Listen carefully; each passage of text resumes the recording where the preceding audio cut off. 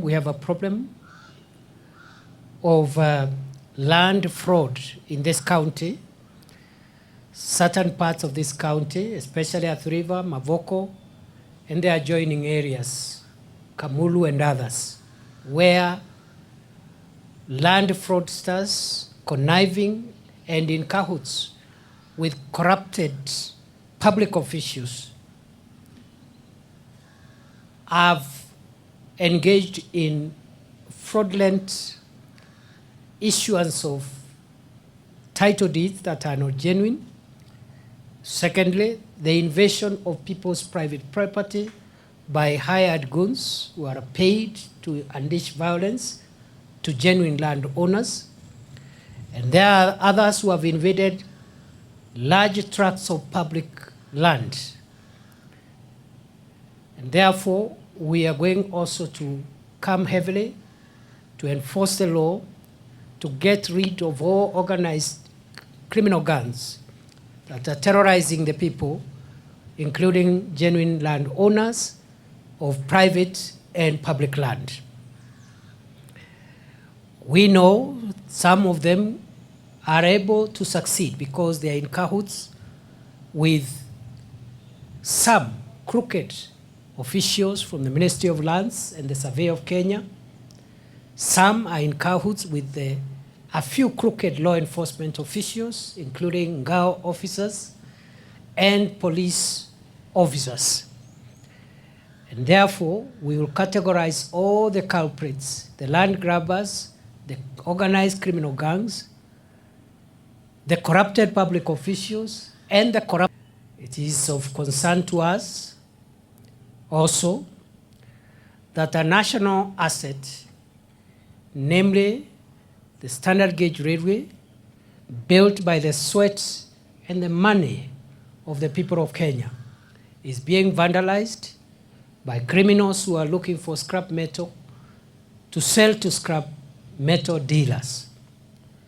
I want to put on notice all scrap metal dealers and those criminals who are destroying the critical infrastructure that is our railway, so that to get a few coins, they must look for something else to do. I have gazetted the standard gauge railway and indeed the entire railway network, together with other critical infrastructures like the Thwake Dam, Sasumwa Dam, Dakaine Dam, all the major electric supply cables and pylons. I have categorized all that critical infrastructure, including the oil pipeline, to come now under the protection of the Protected Areas Act, which is the most severe legislation. And any person, therefore, who is found without reason in or within the premises of the standard gauge railway or the other critical infrastructure which I have mentioned, including critical electric supply lines, critical water reservoirs serving large amounts of people with water, power, and transportation.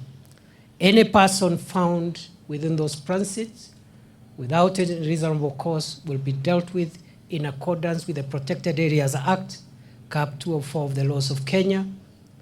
That law empowers law enforcement officers to use force to remove people from those facilities. And it's a summary procedure that is applied there. There is no room for discussions and no other. It's the same law that protects all the other highly sensitive security installations, including the State House. So it's not a joke. Wale watoto na vijana wanaenda kutafuta chuma pale kwa reli ya kuuza.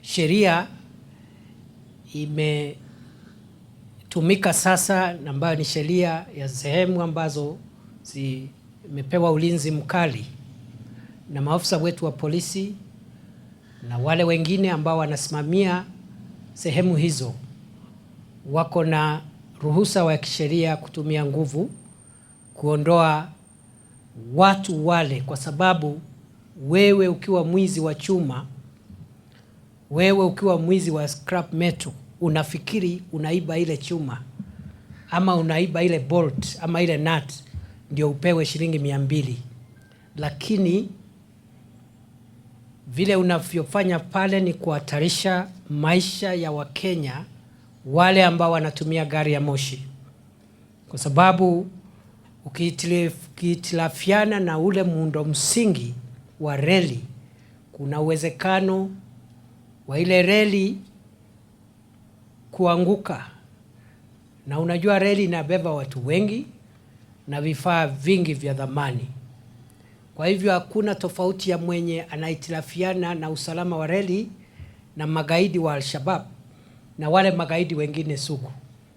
So the SGR, the railway network, critical water reservoirs, critical electricity pylons are now not only protected by our critical infrastructure police unit SIPU and the water protection unit of our National Police Service, but also they are now protected under the Protected Areas Act.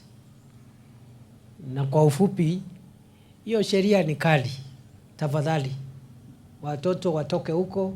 Kama uko na ndugu ama rafiki unajua anaendanga kutafuta pale, atoke pale, kwa sababu hiyo sheria hakuna maswali, hakuna procedure.